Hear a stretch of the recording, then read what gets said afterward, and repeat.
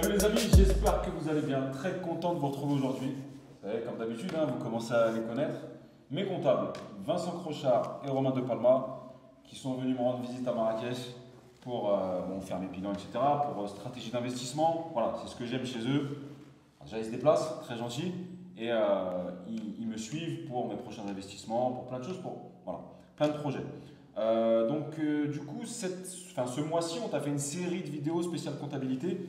Je ne sais pas dans quelle heure je vais les sortir, mais je te rappelle, nous sommes à Marrakech, ici dans mon agence immobilière, Mehdi Charak Agency. Et si on est habillé de la même façon, c'est pas qu'on ne s'est pas changé, c'est qu'on a fait toute la série de vidéos la même journée. Puisque après, on va profiter du soleil pour aller boire un petit verre et se balader sur la place ou plein d'autres choses. Je t'invite d'ailleurs à venir à Marrakech. C'est un plaisir de te rencontrer. Aujourd'hui, on voulait te faire une vidéo sur la holding. La holding, puisque beaucoup d'entre vous, c'est un peu un phénomène de mode. Tout à fait. Ils cherchent à faire une holding, ils ont entendu que c'était hyper rentable, qu'on ne payait pas d'impôts, que c'était le moyen de se développer, etc. C'est vrai, dans certaines conditions, mais c'est pas n'importe qui peut faire une holding. Excuse-moi la comparaison, si tu as un studio et que tu veux venir faire une holding, et ça ne va pas être dans ton intérêt. C'est pour ça qu'ils sont là et qu'au cabinet, ils vont te dire dans quel intérêt tu dois faire une holding. Et souvent, vous arrivez, vous voulez faire une holding parce qu'à un moment comme la SCI, ça a été très tendance de faire ça, avec beaucoup de fausses croyances. Et c'est là que vous allez arriver pour vouloir faire une holding. Et leur rôle, c'est de t'expliquer que ce n'est pas forcément dans ton intérêt. Donc voilà, je voulais faire cette petite vidéo avec eux sur la holding pour revenir un petit peu sur les principes fondamentaux de la holding. Alors, on ne va pas rentrer extrêmement dans les détails, parce que déjà, je l'ai fait dans la formation avec Manu, un module qui dure assez longtemps, sur les deux régimes, mère-fille, intégration fiscale, etc. Mais on va te rappeler les grands principes. Pourquoi faire une holding? Pourquoi ne pas la faire? Dans quel intérêt? Voilà, plein de choses. C'est qui commence? Vincent ou Romain? Ça va être moi. C'est moi qui vais commencer. Donc concrètement, qu'est-ce que c'est qu'une holding? Voilà, déjà, alors déjà, la fausse rumeur, c'est de se dire que la holding, c'est une forme juridique. Non, ce n'est pas une forme juridique, c'est un objet social, c'est la prise de participation dans d'autres structures, mais ce n'est pas une structure juridique comme une SCI, une SAS ou une SARL. Il faut bien faire la distinction entre l'objet social de la structure et le statut juridique. Alors ensuite, je vais rappeler les principes fiscaux au niveau de la holding. Il y a deux régimes qui prédominent, ça va être l'intégration fiscale et le régime mère-fille. Pour rappel, l'intégration fiscale, il faut que la structure fille soit détenue à plus de 95% par la mère, donc par la société holding. Toutes les structures, donc la mère plus les filles, doivent être à l'impôt sur les sociétés. Obligatoirement, et avoir des dates d'exercice comptable identiques. D'accord. La particularité, notamment, ça va être quand on a un exercice, alors en décalé, la question ne se pose pas, mais j'ai une holding, je crée une fille qui a un exercice de 18 mois, par exemple. La première année, je ne pourrai pas faire d'intégration fiscale. Le gros principe de l'intégration fiscale, ça va être de compenser finalement les bénéfices et les pertes de l'ensemble du groupe. Au sein de la holding. Voilà, au sein de la holding. Ah, il y a le tableau derrière, j'ai envie de prendre mon stylo et leur faire un schéma. Je ne vais pas le faire. Je te rappelle vite fait, voilà, la holding, schématiquement, une mère ici, avec des différentes sociétés qu'on appelle vulgairement les filles. On va dire aussi les garçons, j'ai pas envie d'avoir de problème avec ça. Non, bon, voilà, une mère avec des filles. L'idée du régime d'intégration fiscale, c'est quoi? C'est la mère ici, elle a une fille qui fait beaucoup de bénéfices. D'accord? Et au lieu de se ressortir le bénéfice, taxé à l'IS, etc., pour aller aider une sœur qui ferait beaucoup de déficit, eh bien, on va éviter cette étape et on va remonter le bénéfice dans la mère qui va se dire tiens, je vais le prêter à mon autre fille, à ta sœur. Et on va remonter le déficit, donc les pertes de notre fille. Et en fait, en remontant le déficit et en remontant le bénéfice, eh bien, on va optimiser l'impôt puisque ça va se consolider là-haut. Voilà, c'est un peu ça. L'idée, voilà, c'est de consolider finalement. Imaginez une holding avec 3 structures en dessous. Voilà. On fait comme si on n'en avait plus qu'une. Voilà. On compense les bénéfices et les pertes et on va payer l'impôt sur les sociétés sur l'ensemble du groupe. Voilà. Et on peut aussi se prêter de l'argent avec des conventions de trésorerie et tout, mais tout à fait. On ne va pas rentrer. Je suis rentré en détail dans le module et vous allez les voir au cabinet. Exactement. Donc voilà, ça c'est le premier régime intégration fiscale. Voilà. Et donc, Qui peut être intéressant déjà quand tu as au moins 2-3 sociétés et que tu fais des chiffres d'affaires conséquents. de toute façon, Tu vois. le principe de la holding, il est là. Si Bien on sûr. a un bien ou une structure, on a une SCI en bas qui génère aucun cash, Bah oui. qui n'a pas de résultat, rien, il n'y a aucun intérêt d'avoir une Bah holding. bien sûr, surtout que ça, il y a des frais supplémentaires, il y a des assemblées générales, Voilà. etc., etc. Bon. Je vais revenir rapidement sur du coup, les avantages et les inconvénients de l'intégration fiscale. L'avantage, on l'a vu, c'est de baisser son IS, Ouais. forcément. Ensuite, la quote-part des dividendes qui se remontent à la mère, finalement, eux ne sont imposés que sur une quote-part de 1%. Ouais, un taux de frottement. Exactement, ce qu'ils appellent le quote-part pour frais et charges. Donc quand on prend 100, il n'y a que 1 euro qui remonte. Bah oui. Ça, c'est un qui sera avantage soumis. indéniable.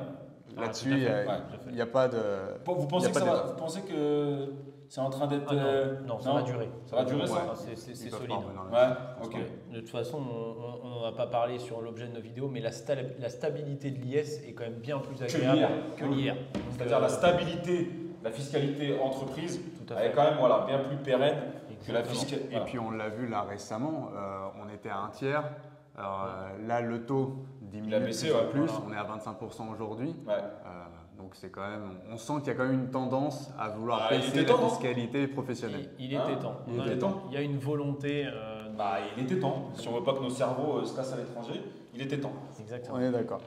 L'inconvénient de l'intégration fiscale, il y en a un, c'est quand même la lourdeur administrative. Ouais. Parce que du coup, on est quand même obligé de faire une liasse fiscale pour chaque entité et ensuite en faire une commune au niveau de la holding. Enfin voilà, c'est assez contraignant. Mais ça, c'est votre métier, vous savez faire. On C'est sait ça. faire. Et après, moi, celui que je trouve vraiment finalement peut-être le plus contraignant, c'est de ne pas bénéficier du taux réduit de 15% sur l'ensemble des structures. Ah, oui. Les 38 120, finalement, si on consolide tout, les 38 000 sont faits que sur une seule structure et Ouais. pas sur l'ensemble du groupe. On ne peut pas gagner à tous les tableaux non plus. Exactement. Et c'est là où finalement, il y a aussi l'arbitrage avec belle transition sur le régime mère-fille. Exactement. Mais avant d'en arriver là, c'est vrai que c'est de la lourdeur administrative, il y a plus de frais parce que c'est une compta par fille et par holding, mais déductible des bilans. On est d'accord. Donc l'un dans l'autre, Toujours déductible. voilà, l'un dans l'autre, voilà. Et donc on arrive oui sur le régime mère-fille.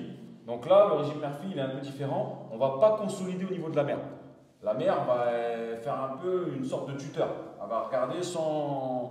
Voilà. C'est le maître ou la maîtresse qui va gérer un peu Voilà. les équipes et notamment Alors j'essaie de vous ses imaginer élèves. parce que pour que vous compreniez, ouais, C'est ça. j'aime bien démocratiser le langage immobilier, le langage comptable. Donc qu'est-ce que vous avez à nous dire sur le régime mère-fille? Alors je vais rappeler un peu les textes, mais c'est que les structures, un peu comme, enfin du coup finalement comme dans l'intégration fiscale, il faut que les structures soient soumises à l'impôt sur les sociétés. Ouais. Contrairement à l'intégration fiscale où la holding devait avoir 95% de ses filiales, là le minimum c'est 5%. On peut, même si on détient 99%, rester dans ce régime mère-fille, Exactement. puisque c'est une option d'intégration fiscale. Exactement. Et après, c'est l'arbitrage Ouais. entre intégration fiscale et régime mère-fille. On a par contre l'obligation de conserver ces titres pendant minimum 2 ans pour D'accord. pouvoir bénéficier du régime mère-fille. Une fois qu'on a exposé donc, du coup, ces éléments-là, l'avantage du régime mère-fille, ça va être que quand je remonte mes dividendes, j'ai que 5% Taux de frottement. du taux de frottement, des codes-parts pour frais et charges. Là où finalement, avec l'intégration fiscale, j'en avais que 1%, là j'en ai 5, on en a un petit peu plus. Mais finalement. Excusez-moi, je vous coupe. Là où si j'ai pas de holding, quand je sors, Oui, j'ai on va- 28% d'IS, On va en parler. 25, On va en 25. parler. On va en parler. Voilà. On va en parler. Dans les autres avantages, il n'y a pas de lourdeur administrative, puisque Oui. c'est une option. On décide au moment de la distribution de dividendes si oui ou non on opte pour le régime mère-fille. Grosse particularité, elle peut être exercée exercice par exercice. D'accord. C'est-à-dire, une fois je décide de l'avoir, je peux. L'année d'après, si je n'ai pas envie Ouais. de l'opter. On n'a pas d'engagement de durée. Il n'y a aucun engagement de durée. Le gros avantage, comme on l'expliquait tout à l'heure, c'est l'IS à taux réduit sur toutes les structures. Eh oui. Et donc ça, c'est pour ça que c'est un calcul que vous allez faire pour le futur client. Exactement. Entre est-ce qu'on prend l'intégration fiscale où on a un taux de frottement d'1% au lieu de 5, mais on ne bénéficie pas du taux réduit d'IS sur toutes les l'ensemble des structures, structures. ou est-ce que c'est plus avantageux? Voilà. De multiplier les 38 000 sur 20 Eh sur oui, l'ensemble les du groupe. 15% de taux réduit, voilà. C'est Et ça. ça, c'est votre rôle, et je le répète, c'est pour ça que j'aime travailler avec eux. Si demain vous changez, vous devenez des cons, je le dirai. Voilà. Mais aujourd'hui, c'est pas le cas.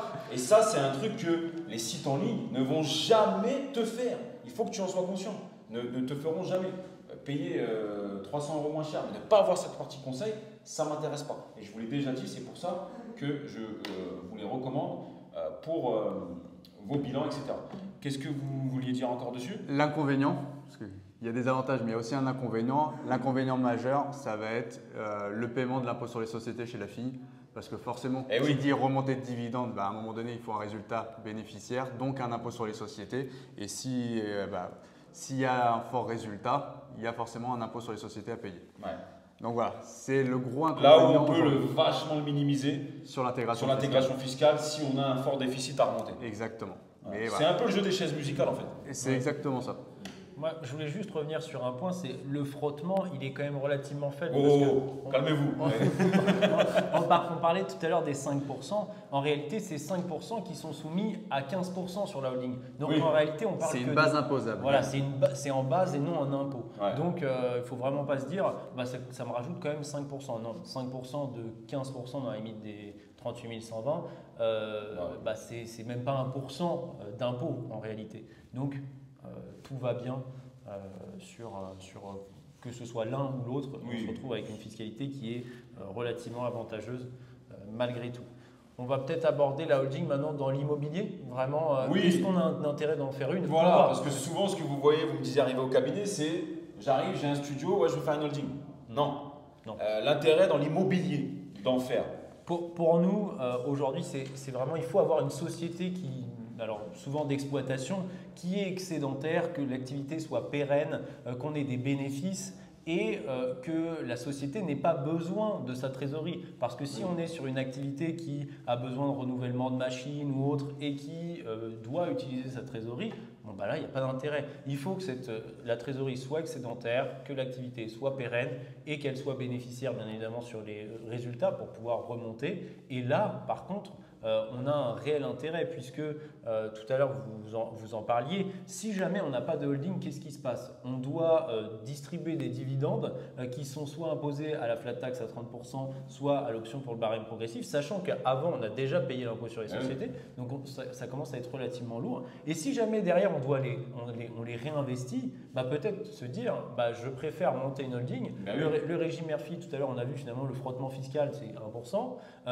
On remonte et derrière on va réinvestir dans l'immobilier et là on voit qu'on peut aller plus vite et plus fort parce que on évite les 30%, donc on augmente la trésorerie qui remonte sur la structure, on maximise l'apport potentiel sur des projets et on peut augmenter le nombre de projets. Et là on se rend compte que ça peut aller vite. C'est un effet de levier qui, lorsqu'il est bien maîtrisé, mais qui implique des conditions, c'est d'avoir une société d'exploitation bénéficiaire. Voilà. Il faut pouvoir remonter et il faudra raisonner, mais là-dessus on vous aide, c'est le coût de gestion d'une holding, le coût de création, les frais bancaires, puisqu'on est souvent sur un compte professionnel, des frais, il faut le mettre, tous ces frais-là, dans la balance pour regarder est-ce que j'ai un intérêt ou non, parce que ma société elle fait 50 000 € de bénéfices par an, est-ce que j'ai un intérêt ou pas, et la volonté du client, parce qu'on a des clients, ils veulent créer une holding et finalement ils font qu'un seul bien immobilier. Alors, c'était peut-être pas intéressant, peut-être autant accepter les 30% et faire du LMNP qui est quand même la niche fiscale aujourd'hui, si jamais il n'y a pas de volonté d'être en constante création de patrimoine. Donc voilà, ça c'est un point qui est important. Donc ça c'est des cas que vous avez vu arriver au bureau et que vous avez refusé, enfin pas refusé, mais que vous avez orienté vers autre chose. Si on peut, en expliquant au client, lui montrer qu'il n'a pas un réel intérêt, mais que dans son intérêt à lui, on va plutôt aller, je sais pas, sur on distribue une fois, on fait du LMNP derrière, ou on fait une simple SCI qui n'est pas détenue. Voilà, il y a pas mal de possibilités. Et c'est vrai que ça c'est ce que j'aime, pardon de vous couper, c'est ce que j'aime bien chez vous, c'est que même avec moi, on le voit là. Voilà, je suis à un niveau un petit peu plus, mais il y en a des niveaux 1000 fois plus élevés que moi. Mais c'est que même quand je vous ai exposé des sujets pour moi dans mes stratégies d'investissement ou autre, ça n'a jamais été oui ou non. Ça a été mieux vaut peut-être faire ça et démontrer, chiffrer le pourquoi du comment. Parce que c'est vrai que quand j'ai un oui ou non sans explication, ça m'emmerde. Et j'aime bien comprendre. Et c'est ça que j'aime bien avec vous, c'est on a souvent eu des débats. Oui, non, mais là, on va peut-être faire comme ça. Voilà, je vous montre l'intérêt de ça par rapport à ça. Et je suis déjà revenu sur mes projets, sur ma décision. Et je les ai écoutés. Donc, c'est aussi notre but dans le conseil, c'est qu'il ne oui. faut pas être catégorique en disant c'est oui ou non. Oui. Enfin, c'est pas blanc ou noir. Voilà. C'est vraiment, il y a en fonction des objectifs de chacun. C'est parce qu'on a quelqu'un qui est venu en nous disant ouais, j'ai entendu la holding, c'est parfait, il faut y aller. Non, ça ne correspondra pas forcément à vos objectifs et tout ça. Voilà. Il faut globalement que le client ait une volonté de création de patrimoine. Bien si sûr. jamais il est dans l'objectif de maximiser son épargne et donc avoir tout sur son compte en banque personnel, la holding n'a aucun intérêt. Eh oui. Qu'on soit clair là-dessus. Et notre but aussi, enfin, on pourrait dire, voilà, on vous conseille sur la holding, parce que nous, finalement, derrière, on a une création, on a des honoraires, on a des choses comme ça. C'est pas notre but. Et Enfin, voilà, et le ça, but, c'est j'aime vraiment bien. du conseil. Venons-en. Votre but, c'est pas que faire un max d'oseille. Ok, vous êtes gavé d'oseille, d'accord. Mais votre but, votre but, non mais voilà. Et c'est pour ça que je choisi ça que j'aime bien. C'est-à-dire, vous n'allez pas aller vendre du service alors vendre que du l'intérêt du client, voilà. Effectivement, vous auriez payé beaucoup plus d'honoraires. Mais si c'est pas dans l'intérêt du client, voilà, on défend l'intérêt du client. Voilà. C'est ça que je voulais. D'accord. Voilà. Et après, en plus, on accompagne le client sur l'optimisation de sa rémunération. Après, une fois qu'il y a une holding, bah, finalement, on réfléchit différemment. On étudie un peu, et c'est là vraiment le fait d'être aussi cabinet de gestion de patrimoine, Oui. ça aide. On va sur la partie vraiment particulière, personnelle du client et on étudie son train de vie. Et finalement, on regarde si sa rémunération actuelle, elle ne pourrait pas être réduite sans baisser quoi que ce soit Oui. sur son train de vie actuel, et pour maximiser ce qui pourrait remonter, Voilà. et pour continuer de réinvestir. Et là, on est vraiment sur des points et des effets qui peuvent être considérables. Et le client s'en aperçoit pas, parce que des fois, quand il prend une rémunération, c'est un peu un cercle vicieux. Il prend une rémunération de plus en plus importante pour payer l'impôt, Oui. et finalement, il va encore devoir Exactement. reprendre plus. Ouais. Et donc, quand on réduit ça, en plus maintenant avec le prélèvement à la source, on peut moduler les acomptes, etc. On met tout un accompagnement en place, et là, le client, souvent, il y gagne. Il est content. Oui, il est content. Voilà, on C'est peut un dire ça comme ça. arbitrage, c'est une optimisation fiscale qui permet de minimiser les coûts. Voilà. Par rapport à la holding, il y avait quoi d'autre? Je dirais que certains clients, quand ils ont plusieurs sociétés immobilières, donc plusieurs SCI, ils se disent ça y est, maintenant il faut que je crée une holding. Encore une fois, il faut qu'elle soit bénéficiaire, qu'elle soit excédentaire en termes de trésorerie. Une SCI, elle peut être rentable, avoir de belles opérations, mais à côté de ça, générer que 10 000 par an. Ah oui. Et pour moi, la 10 000, je ne suis pas persuadé de l'intérêt de monter une holding et de supporter des frais qui seront... Il y a une grosse particularité aussi, c'est que sur la SCI à l'IS, on peut dégager du cash flow, mais Tout en finalement étant en déficitaire. Exactement. Mais Et c'est là- comme en LMNP. totalement. Mais là, du coup, si on est déficitaire, on ne remonte rien à la holding. Donc, on peut avoir du cash dans la SCI, mais on ne va pas pouvoir le distribuer à la holding. Donc, aucun intérêt après pour pouvoir Exactement. Bon, après, on le remonterait en convention de trésorerie, mais voilà. à un moment, il faudra... Ouais. Sauf que la différence, c'est que effectivement, par des jeux de comptabilité, on peut être déficitaire et avoir de la trésor, Oui. comme en LMNP, être déficitaire et Exactement. avoir de la trésor, sauf qu'en LMNP, elle est disponible. En Elle est SCI à l'eau. LIS, non, c'est du dividende qui doit être distribuable, mais forcément qui ne peut pas l'être, Parce puisqu'il qu'on n'a pas de résultat. y a de déficit. Voilà. Et un autre point que j'aimerais aborder pour clôturer la vidéo, c'est le paiement de l'impôt. Certains clients se disent je remonte, j'ai quasiment pas d'impôt sur ma remontée de dividende, je réinvestis, j'ai toujours pas d'impôt, mais finalement j'en paye pas. Mais il faut quand même se dire qu'un jour, À la il y aura, sortie. voilà, la holding, c'est vraiment un accélérateur Voilà. de création de richesse, création de patrimoine, mais il ne faut pas se dire on ne paiera pas l'impôt. Non, sur la société d'exploitation, il y a des exonérations qui peuvent s'appliquer, mais sur l'immobilier, on vendra le bien immobilier, on subira l'IS sur la SCI, on remontera sur la holding, et derrière il y aura distribution de dividendes à titre personnel, et là on paiera la flat tax ou la fiscalité en vigueur au moment où vous le faites. Mais voilà, c'est pas non plus la Oui, solution voilà. miracle. C'est pas holding, non impôt. Voilà. Oui, il y a d'autres Maintenant, holding, c'est effectivement optimisation de l'impôt sur la durée de détention et accélérateur phénoménal si société d'exploitation qui rapporte et tout, accélérateur phénoménal pour constitution de patrimoine. Voilà, j'espère que tu as saisi la nuance. Si c'est pas le cas, au bureau, ils seront là pour t'expliquer. Je te rappelle que le rendez-vous, le premier rendez-vous est gratuit, mais je te mets les coordonnées en commentaire épinglé. Vous aviez autre chose à dire sur la holding? Sur la holding, je pense qu'on a dit l'essentiel. On fait une rapide présentation du cabinet. Allez, ben voilà. Allez. Allez-y, présentez-vous. Vincent Crochard, Romain De Palma, cabinet LRV en Galéma. Exactement, donc tous les deux cofondateurs.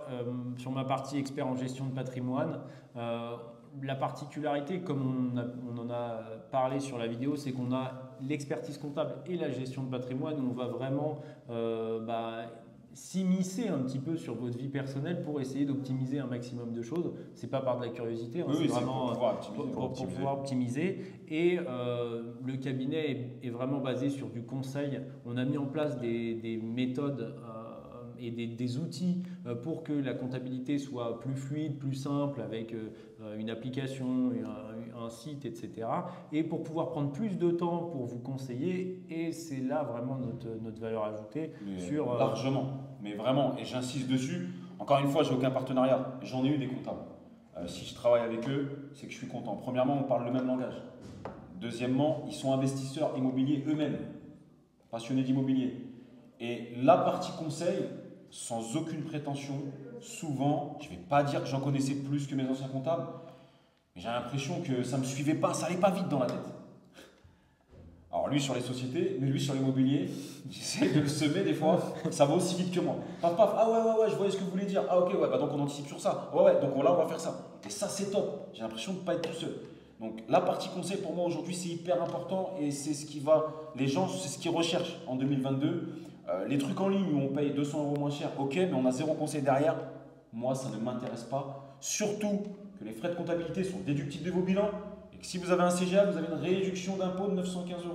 2/3 des frais de comptabilité plafonnés à 915. Donc, comme je le dis, parfois faire une délégation d'assurance en banque pour se blacklister officieusement, ça vaut pas le coup pour aller gagner quelques centaines d'euros ou milliers d'euros, ça vaut pas le coup.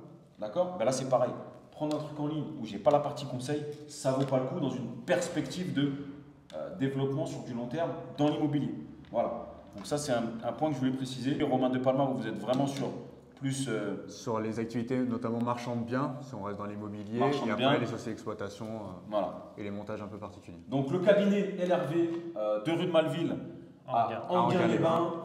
Pour les abonnés de cette chaîne, je vous ai négocié des petits trucs. J'ai aucun partenariat, mais je vous ai négocié des petits trucs. Premièrement, la partie conseil. Voilà, le suivi, ça, c'est vraiment intransigeant que j'ai vu avec eux. C'est le suivi de nos participants, mais de toute façon, ils suivent tout le monde. Alors, qu'est-ce que vous faites? Vous leur faites 100 € sur l'immatriculation. Sur la création de la structure. Ouais, d'accord, 100 Holding, € de réduction sur les statuts ou autres. Exactement. Et vous offrez les frais d'enregistrement sur une déclaration P0I ou autre Tout à fait. pour un LMNP, LMP, etc.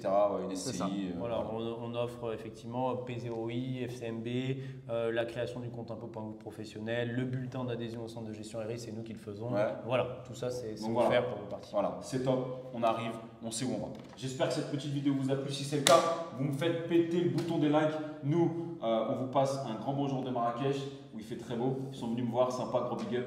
Et on vous dit à très bientôt dans une prochaine vidéo. À bientôt. Ciao. À bientôt.